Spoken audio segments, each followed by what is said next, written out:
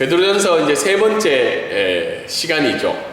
그 지난 3주간 동안은 또 귀한 목사님들 말씀을 통해서 특별한 말씀이 전해졌고요. 오늘 이제 돌아와서 베드로전서 강의 이제 세 번째 시간을 가지고자 합니다. 제목은 거룩함, 우리의 변함없는 정체성인데요.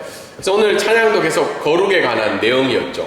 그래서 거룩에 대한 부분들을 우리가 좀 생각하며 살아가야 되는데, 어쩌다 보면 우리가 잊고 살아가는 단어 중에 하나가 거룩함이라는 단어가 아닐까 생각해 보게 됩니다. 요즘 한국 교회에 이 한 책으로 말미암아 좀 논란이 되고 있는 책이 있어요. 그 책이 뭐냐면 오무 교회가 온다는 책의 제목입니다. 이 황인권 목사님이 만들어서 지금 판매가 되기도 하는데요. 이 오무 교회라는 단어 때문에 한국 교회 안에 이분이 쓴 내용을 지지하는 그룹도 있고, 또 이분이 쓴 내용들에 대해서 반대하는 그룹이 생기면서 논쟁 중에 일어나고 있습니다. 혹시 들어보셨나요? 오무교회라는 단어. 오무교회가 뭐냐면 5가지죠. MZ들이 다니는 교회. 그러니까 MZ들이 왜 교회를 떠날 수밖에 없는가. 그래서 교회로 다시 돌아가기 위해서는 이 5가지가 없어야 된다는 거죠. 하나는 뭐가 없어야 되는 거죠? 십자가가 없어야 된다는 거죠. 지금 뭐 태국은 십자가 사역으로, 달기 사역을 해서 십자가를 막 다는 사역도 있는데, 반면에 한국교회는 어떻게 해요? 십자가를 없애야 된다는 거죠. 교회 밖에 있는 십자가를. 그리고 뭐가 없어야 된다는 거예요? 새벽 예배. 그리고 뭐가 없죠? 성경 공부가 없어야 되고, 그리고 뭐가 없어야 돼? 구역이 없어야 되고, 그리고 장로가 없는 교회가 오무교회라는 거죠. 이 책에 쓴 저자는 이렇게 이야기했죠. 우리가 본질로 돌아가야지 우리가 만든 교회의 형식은 어떻게 해요? 제도나 형식은 없어져야지 떠나갔던 MZ세대들이 어떻게 해요? 교회로 다시 돌아올 수 있다고 주장을 하고 있습니다. 여러분 들으니까 어떻게 해요? 이 오무교회에 대해서 받아들임이 있으세요? 아니면 거부 반응이 좀 있으세요? 여러 가지 생각이 들죠? 근데 이게 왜 나왔을까?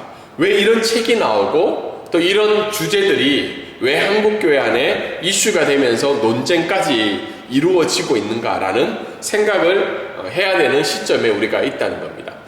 왜 그러냐면 결국은 교회론의 문제죠. 교회가 뭐냐? 교회가 뭐길래 왜 교회가 가지고 있는 형식에 대해서 거부 반응이 있고, 교회가 가지고 있는 문제들에 대해서, 이슈에 대해서 왜 이런 논쟁들이 일어날까 생각하게 되죠. 그래서 오늘 주제는 어떻게 보면 교회란 무엇인가, 그리스도인이란 무엇인가, 본질과 정체성의 문제에 대해서 오늘 한국교회는 진통을 겪으면서 어려움에 처해지고 있다는 겁니다. 오늘 읽었던 말씀도 베드로전서 1장 13절부터 5절까지의 말씀인데요. 베드로전서가 쓰여졌던 배경들은 몇 번 설명을 드린 것처럼 예수 그리스도를 구주라 믿는다는 그 이유만으로 박해와 고난 중에 있는 그 사람들을 향해서 베드로가 어떻게 해요? 참 소망과 위로를 전해주는 내용이 뭐예요? 베드로전서의 내용이죠. 근데 오늘 읽었던 내용 중에 중요한 키워드가 뭐냐면 교회의 정체성이라는 거죠. 그리스도인의 정체성이라는 거죠. 너희들이 누구냐? 너희들이 어떻게 예수 그리스도를 믿는 사람으로 살아가야 하는 문제가 바로 오늘 읽었던 본문의 내용입니다. 그래서 어떻게 보면 이 내용은 기독교 윤리라고 이야기할 수가 있어요. 예수 그리스도를 믿는 사람들이 어떻게 세상 속에서 살아가야 되는지에 대한 내용이 오늘 본문 가운데 나타나고 있고, 다음 주에 있는 2장 말씀 가운데도 연결해서 나오고 있습니다. 그 교회의 정체성 중에 가장 중요한 정체성이 뭐냐면 거룩함이라는 거예요. 거룩함. 그래서 영어에는 뭐예요? Be holy라는 거죠. 거룩해지라는 거죠. 이 거룩함이라는 단어가 오늘 앞에서 제가 서두에서 이야기했던 그 오무교회의 논쟁 중에서도 이 거룩함이 만약에 우리의 삶들 가운데 있었다면 어쩌면 저자가 이야기하는 그 오무교회는 중요한 이슈가 아닐 수 있다는 게 오늘 본문 말씀이 우리에게 주는 메시지라고 생각합니다. 첫 번째 말씀 우리가 한번 읽어볼까요? 자, 시작. 우리의 정체성은 거룩한 자로 거룩한 삶을 살아가는 자입니다. 우리가 너무나 잘 알고 있죠. 거룩함이라는 데에서. 근데 그것이 우리의 정체성이라는 것을 오늘 본문은 이야기를 하고 있습니다. 13절부터 17절까지 말씀을 잠깐 살펴보면 13절에 보면 어떻게 나와 있냐? 근신하고 마음의 허리를 동이라고 되어 있죠. 근신하고 마음의 허리를 동이라고 하는데, 다르게 이야기해서는 마음의 허리를 어떻게 해요? 졸라 매라는 거죠. 제가 한국에 3주간 가 있는 동안 거의 5kg가 쪘어요. 5kg. 지금은 3일 동안 제가 허리띠를 졸라 매기 위해서 엄청 노력하고 있어요. 적게 먹으려고 하고 노리고 하고 있어요. 허리띠를 어떻게 해요? 졸라 매라는 거죠. 마음의 허리를 졸라 매라는 건데, 왜 졸라 매라고 이야기하냐면 하나님의 일을 방해받지 않기 위해서 졸라 매라는 거죠. 사실 이 당시에 허리를 동이라는 말은 그 당시에 입고 있던 긴 겉옷이 있었어요. 남자들이 메고 입었던 긴 겉옷을 어떻게 해요? 추스려 가지고 전쟁이나 위기 상황에 어떻게 해요? 그 일을 잘 수행하기 위해서 옷을 다시 한번 가다듬으라는 거죠. 그리고 이 겉옷을 잘 추스리기 위해서 날마다 자신을 훈육하라는 표현이 근신하라는 표현이에요. 결국은 하나님이 우리에게 맡겨진 일을 어떻게 해요? 잘 감당하기 위해서 근신하면서 마음의 허리를 동이라고 이야기를 하고 있습니다. 근데 우리가 잘 알고 있는 대로 베드로가 이야기했던 그 시절은 어떻게 해요? 신앙의 박해가 있었던 시기예요. 근데 우리가 생각해 보면, 아니 박해 속에서, 어려움 속에서 위로하고 소망만 전해줘야지 왜 일을 잘할 수 있도록 이 이야기를 할까라고 생각할 수도 있습니다. 근데 하나님이 오늘 우리에게도 동일하게 이야기해 주는 것은, 우리가 이 세상을 살아가는 이유는 우리가 평안을 누리고 소망을 가지는 것도 있지만 거룩함을 지키면서 하나님의 일을 감당하라고 우리에게 동일하게 이야기를 하고 있는 말씀이죠. 14절에 보면 그러면서 이야기하는 것이 뭐예요? 거룩함을 지키기 위해서는 사욕을 본받지 말라고 합니다. 다르게 이야기해서 구원받기 이전에 어떻게 해요? 욕심과 죄로 사로잡혔던 그런 모든 것들을 어떻게 해요? 이제는 단절하라는 거죠. 단절. 예수님 믿기 이전의 생각과 예수님 믿고 난 이후의 생각이 어떻게 해요? 달라야 된다는 거죠. 달라야 된다는 거죠. 제가 한국에 가보니까 결국은 한국은 지금 교회든 교회 밖이든 안 가밖에 핵심 키워드는 뭐죠? 돈이죠. 돈. 제가 교회에 가서 깜짝 놀라는 것은 많은 교회들이 돈에 사로잡혀 있다는 거예요. 제가 아는 목사님 목양씨를 제가 방문을 했어요. 그 목사님 굉장히 좀 한국교회에서 이슈가 되는 목사님이고 굉장히 유명한 목사님이에요. 그리고 말씀도 잘하시고 전국에 강의를 다니시는 분이에요. 근데 그분 목양실에 갔는데 이 에어컨이 바뀌어져 있더라고요. 몇 년 전에 가본 그 에어컨이 아니에요. 그 전에는 에어컨이 벽에 달려있는 벽걸이였고, 장로님들 에어컨 많이 틀지 말라고 맨날 이야기를 했대요. 전기세 많이 나간다고. 근데 이 목사님이 목회를 잘하고 또 유명한 강사가 되니까 이 에어컨이 바뀌어져 있어요. 이렇게 이걸 뭐라고 얘기하나요? 빌트인인가요? 네. 시스템 에어컨을 그 좁은 에어컨 목양실에 한 평도 안 되는 그 목양실에 시스템이 달려있는 거예요. 그래서 제가 이거 어떻게 바뀌었냐 그러니까 결국은 뭐예요? 성도가 늘고 재정이 늘었다는 거죠. 제가 그 얘기를 들으면서 한편 마음에는 그 목사님이 어떻게 해요?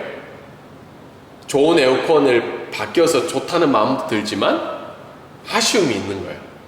목회자를 향해서 예산이 늘고 사람이 많이 느니까 에어컨이 바뀐다는 거죠. 결국은 돈으로 교회가 이끌어지는 모습들이 우리가 부정할 수 없는 상황에 처해 있다는 거죠. 그 15절과 16절은 어떻게 나와 있나요? 하나님이 우리를 부르시고 구원하신 이유는 내가 구원받기 위해서에 그치는 것이 아니라 하나님처럼 거룩하게 살아가기 위한 목적이라는 거죠. 다르게 이야기해서 하나님의 기준과 표준에 따라서 살아가도록 하기 위해서 우리를 부르셨다고 이야기를 하고 있습니다. 그리고 17절의 마지막으로는 뭐죠? 경건한 두려움으로 가지라는 거죠. 하나님은 어떻게 해요? 오늘도 우리의 삶을 지켜보고 계신다는 것을 오늘 말씀은 이야기를 하고 있습니다. 오늘 첫 번째 이 말씀을 통해서 한 3가지 정도를 우리가 살펴볼 때 경계하는 마음으로 경각심을 가지고 오늘을 우리가 살아가야 된다는 겁니다. 13절과 17절에 나와 있죠. 앞에 설명을 한 것처럼. 그런데 우리가 자칫 우리의 삶을 뒤돌아볼 때 욕심과 욕망으로 가득한 이 세상살이에 우리는 편한 사람인지 불편한 사람인지를 점검해 봐야 된다는 거예요. 나 자신도 지금 이 세상을 살아가기에 편한 사람인지 아니면 다른 사람이 보기에 우리는 불편한 사람인지를 지켜봐야 된다는 거예요. 여러분 자신이 이 세상을 살아갈 때 이 세상이 너무 편하게 살아가시는가요? 편함으로만 다가오는가요?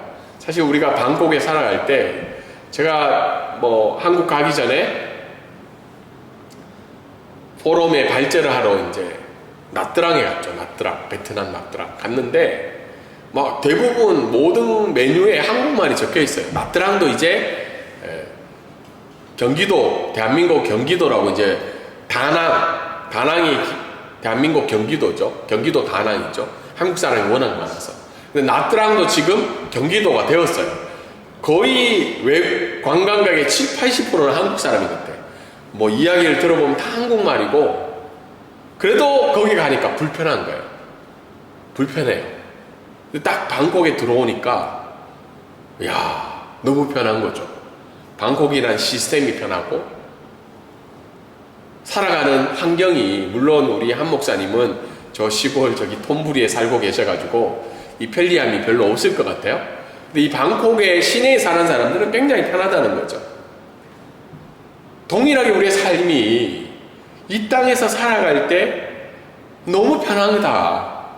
그리고 이 세상 사람들도 우리가 볼 때 잘 적응해서 살아가는 사람이라면 오늘 말씀이 우리에게 주는 것은 우리가 마음의 허리를 어떻게 해요? 졸라매고 살아가지 않는 삶이라는 거죠. 그래서 오늘 말씀은 모든 영역에서 어떻게 해요? 영적, 정신적 허리를 졸라매라고 이야기를 하고 있습니다. 이게 기독교 윤리로 이야기할 수 있는 거죠. 지금 우리 주변에 어떻게 해요?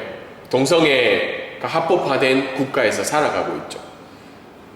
마약이 합법화되어 있고 돈이면 해결될 수 있는 이 사회 속에서 살아가고 있다면 우리는 이 세상이 어떻게 해요? 불편함으로 다가와야 되는 거죠. 그리고 우리의 주변에 있는 사람들은 우리가 어떤 사람이 되어야 되는 거예요? 불편한 사람이 되어야 돼요. 왜냐하면 우리가 하나님의 말씀의 기준과 표준으로 허리를 졸라매면서 살아가고 있기 때문에 그들이 보기에 우리는 어떤 사람이라는 거예요? 불편한 사람이라는 거죠. 두 번째 오늘 말씀이 우리에게 주는 것은 거룩함은 생활신앙 속에서 나타난다는 겁니다. 우리가 자칫 잘못하면 거룩함은 신앙생활에 있다고 근거할 때가 있어요. 신앙생활이 뭐죠? 오늘처럼 예배를 드리고 하나님 말씀을 매일 읽고 기도하고 금식하고 전도를 얼만큼 하느냐, 이것이 신앙생활이죠. 물론 우리의 거룩함은 신앙생활에 근거할 때도 있습니다. 왜냐하면 신앙생활을 통해서 우리가 하나님께로 더 나아가게 하는 도구가 됐기 때문이죠. 그러나 진정한 거룩은 어디에 나타난다는 거예요? 생활신앙 속에서 나타난다는 겁니다. 22절에 보면 그 생활신앙의 일부분을 이야기하고 있죠. 뭐죠?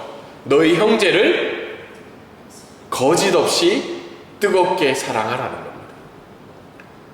제가 한국에 있으면서 좀 불편함이 느꼈던 건 뭐냐면, 태국에 있을 때는 태국 사람들이 우리가 복음을 전달하고 우리가 받은 하나님의 복을 전달하는 사람으로 생각하고 존중하면서 살아가잖아요. 태국 사람 만나면 우리 한 목사님, 또 오늘 우리 참석하신 우리 최성교사님, 태국 사람이 어떻게 해요? 귀한 존재로 여기며 살아가고 있잖아요.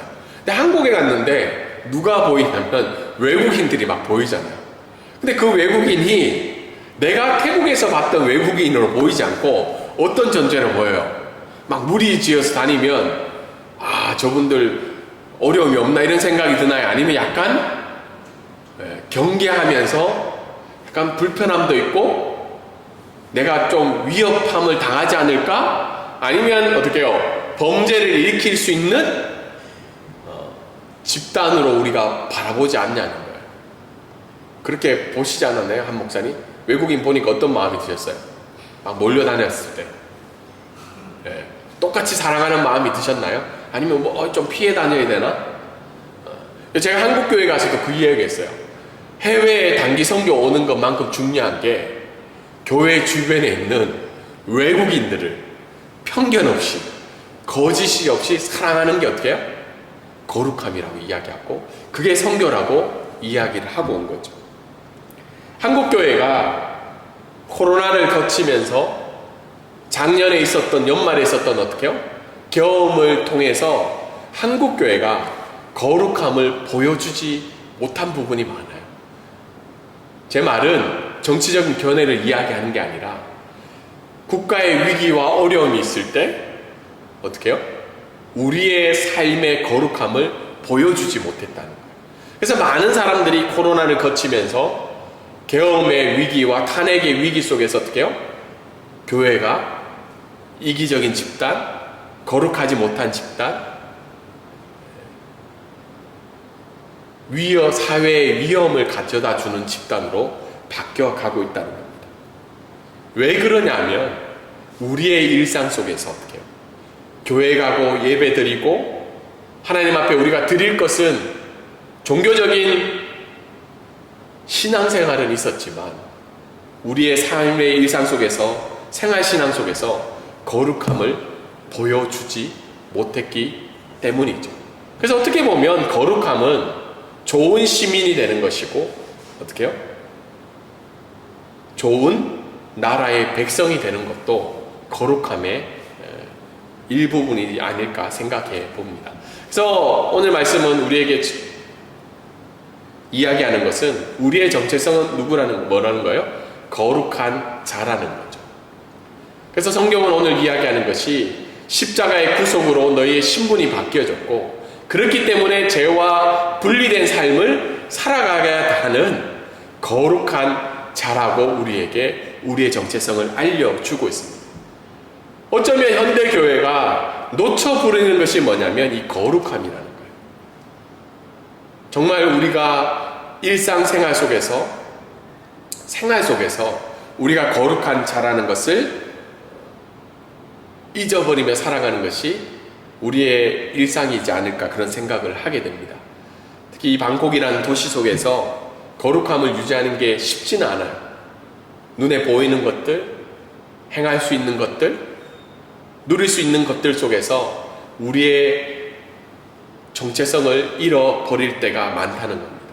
현대인들이 누릴 수 있는 많은 것들 속에서도 때로는 우리가 분리하면서 살아가야 되는 것이 우리의 정체성이라고 오늘 말씀은 이야기하고 있습니다. 두 번째 오늘 말씀은 뭐죠? 한번 읽어볼까요? 시작! 우리 거룩함의 근거는 그리스도의 구속과 하나님의 말씀에 있습니다. 거룩함의 근거는 우리의 신앙생활이 아니라 십자가의 구속과 하나님의 말씀에 있다는 거죠. 오늘 읽은 말씀을 잠깐 살펴보면 18절과 19절에 어떻게 나왔냐면 거룩함의 근거는 어떻게 해요? 그리스도의 보배로운 피라고 나와 있죠. 대속이라는 단어가 적혀 있는데요. 이 대속이라는 단어가 뭐죠? 종에게 자유를 주기 위해서 값을 지불하는 것이 대속이라는 단어죠. 그러니까 하나님이 어떻게 해요? 죄의 종이었던 우리를 하나님의 자녀로 삼아 주시기 위해서는 죄값을 지불해야 되는데 그게 누구라는 거예요? 예수 그리스도의 보혈의 피라고 오늘 성경은 이야기를 하고 있습니다. 그래서 너희들이 그런 거룩함의 근거로 예수 그리스도의 죽음과 대속함을 받았는데 그런 거룩한 삶의 증거가 뭐냐면 앞에서 설명한 것처럼 형제를 거짓 없이 사랑하는 것이라고 오늘 말씀은 이야기를 하고 있습니다.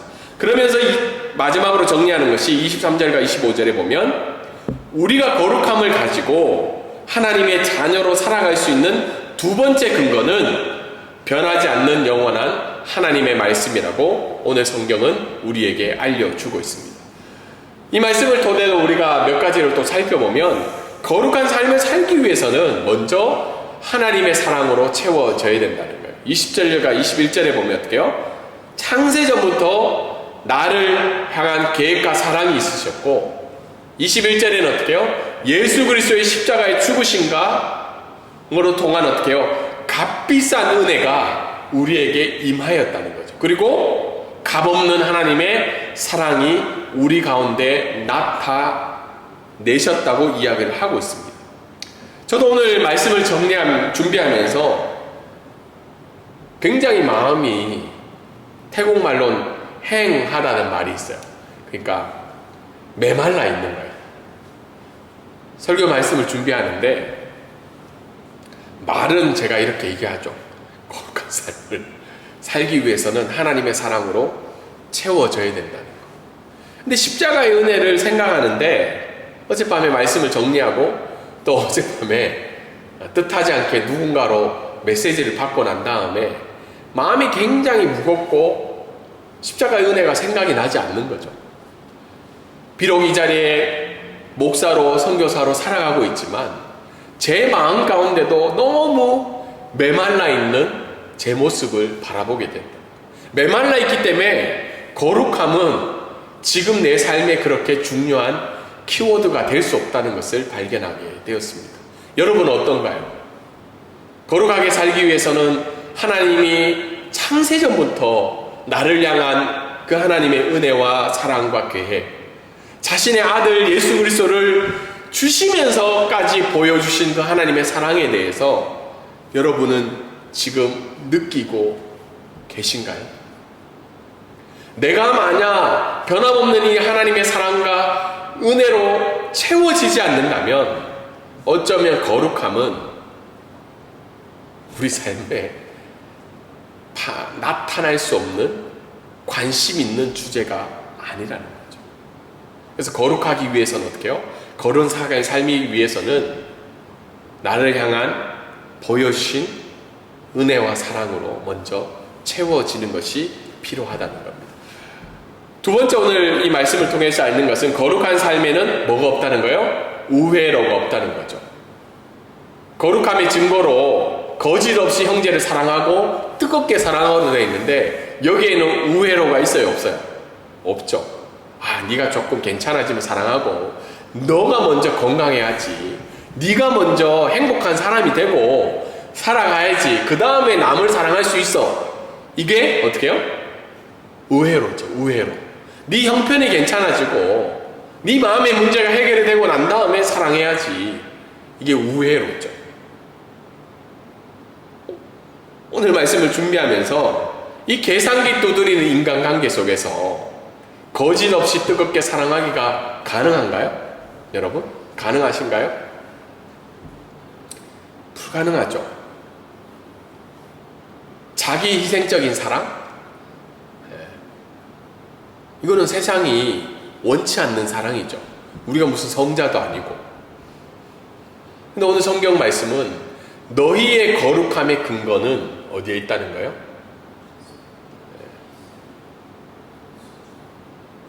뜨겁게 거짓 없이 사랑하며 자기 희생적인 사랑을 이야기하고 있죠. 우회로가 없다는 거예요. 저도 얼마나 계산기를 많이 두드리는지. 근데 거룩함의 삶에 우회로가 없는 삶의 모범은 예수 그리스도가 보여주신 사랑이죠. 제가 2011년도에 2011년도가 아니죠. 2006년도죠. 2006년 가을에였어요. 제가 결혼을 지금 앉아있는 아내와 전원전 전사님과 이제 결혼하기 위해서 이제 사역지를 옮겼어요. 광명 쪽으로. 근데 집이 없는 거예요, 집이. 집은 이제 계약을 해놓은 상태인데 3개월 정도 있을 곳이 없는 거예요. 결혼하기 위한 집으로 들어가기 위해서는 10월 달에 있어야 되는데 8, 9, 10월 동안 있을 데가 없는 거죠. 어떻게 해야 되나. 그렇다고 원룸을 얻을 형편도 안 되고 그런 고민 속에 있었는데 이번에 가서 만난 또 형님 목사님 한 분이 계신데 그분이 신혼으로 얻은 집이 있었어요. 이제 결혼하고 신혼집에 산 거죠. 서울 봉천동이에요. 봉천동. 방이 3개 있는 집이었어요. 그 집을 그 형님이 이제 얻고 결혼 생활을 하기 시작했는데 제 이야기를 듣고 그 집에 들어오라는 거예요. 방이 3개가 있으니까 한 방은 신혼방, 한 방은 옷방, 서재방, 한 방이 비어져 있다고 저희 보고 오라는 거예요. 3개월 동안. 여러분 어떻게 생각했을까요? 제가 갔을 것 같아요? 안 갔을 것 같아요? 네, 갔을 것 같죠. 왜냐하면 선택의 여지가 없는 거죠. 간 거죠. 갔는데 그 형수님이죠. 누나. 그때는 지금도 누나라고 불러요. 결혼 전부터 알고 있어가지고. 근데 그 누나도 그걸 오케이를 한 거예요. 신혼집에 결혼하고 얼마 안 됐을 때. 그 누나 집에 갔는데 주말에는 주중에는 학교에 있고 신학교에 있고 주중에는 사역을 하잖아요. 교육전도사로. 누나가 제 옷을 빨아주는 거예요. 저는 거기 시동생이 아니고 알고 지내는 동생이 있죠. 그리고 제 와이셔츠를 다려주는 거예요. 사역을 가야 되니까. 제 속옷까지도 빨아서 정리를 해줘서 저희 방에 넣어주는 거예요. 제가 그때만 생각하면 나는 그렇게 할 수 있을까? 누군가 우리 집에 어려움을 당해서 기거를 했을 때. 그래서 제가 이 말씀을 준비하면서 그때 일이 생각이 나는 거예요. 우애로가 없는 사람. 그분은 지금도 그 삶을 살고 계세요. 그래서 전혀 성장할 것 같지 없는 시골교회에 가서 목회를 하고 계신데 주변의 사람들이 몰려오기 시작합니다. 왜냐하면 그분은 지금도 어떻게 해요? 거짓이 없이 주변에 찾아오는 사람들을 향해 뜨겁게 사랑하는 모습을 보여주고 있기 때문이죠. 이게 뭐예요? 거룩함의 증거라는 거죠. 거룩함의 증거는 기도를 몇 시간 하고 성경을 몇 번 읽고 설교를 하고 신앙생활에 근거하는 것이 아니라 우리의 생활 속에서 어떻게 해요? 형제를 값없이 사랑하는 것으로 나타나고 있다는 겁니다. 마지막으로 하나님의 말씀은 어떻게 해요? 우리를 고난과 핍박 가운데서도 평강과 인내와 참된 소망을 가지게 한다는 건데 결국은 우리가 그렇게 살아갈 수 있는 근거는 예수 그리스도의 구속과 변하지 않는 하나님의 말씀에 있다는 거죠. 23절에 보면 너희가 거듭난 것은 썩어지시가 된 것이 아니라고 된 거죠. 태국말로는 뭐죠? 스암살라아이죠. 제가 태국말 오랜만에 설교 시간 썼는데 썩어지시라고 하면 약간 좀 약간 피상적으로 우리에게 다가와요. 씨가 썩어질 수 있나? 왜냐하면 우리가 씨를 심어본 적이 없잖아요. 거의 뭐 농사를 지어준 적이 없지만. 그런데 태국말로는 뭐냐면 살라아이라는 말이 파괴된다는 말이고 스암이 뭐죠? 상한다는 말이죠. 변질되고 쇠퇴한다는 뜻이죠. 그러니까 우리가 가지고 있는 하나님의 말씀은 어떻게 해요? 쇠퇴하지 않고 파괴되지 않고 그 영원한 생명을 보존하고 있다는 의미로 우리가 해석을 할 수 있습니다. 사실 이 편지를 받는 흩어진 나그네와 같은 사람들은 어떻게 해요? 지금 내가 예수 믿는 것 때문에 핍박과 박해를 받는데 이게 뜬금없이 다가올 수 있잖아요. 내가 지금 오늘 힘들게 교회에 찾아왔는데 거룩하라 그러고 형제를 사랑하라 그러고 십자가의 구속을 생각하라 그러고 전혀 위로가 될까요? 안 될까요? 어떤 부분은 위로가 되지 않아요. 그런데 왜 베드로는 이 말씀을 이야기하냐면 너희가 이 땅에 나그네로 살지만 너희를 구원하여 주시고 지금까지 인도해 주신 그 하나님의 말씀은 상황과 형편에 바뀌어지고 상하게 되고 파괴되어지고 없어지는 것이 아니라 영원한 생명이 그 말씀 가운데 있기 때문에 너희의 거룩함의 근거, 너희의 평강과 인내와 참된 소망의 근거는 어디에 있다는 거예요? 변하지 않는 하나님의 말씀에 있다고 베드로는 말씀을 마무리하고 있습니다. 오늘 말씀을 가지고 두 가지만 적용을 하면 우리의 거룩함은 어디에 나타나야 된다는 거예요? 신앙생활이 아니라 일상생활 속에서 하나님의 말씀이 나타나야 되는 거죠. 구체적으로는 형제 사랑함에 있어서 우회로가 없는 그 그리스도의 사랑을 보여줄 수 있어야 됩니다.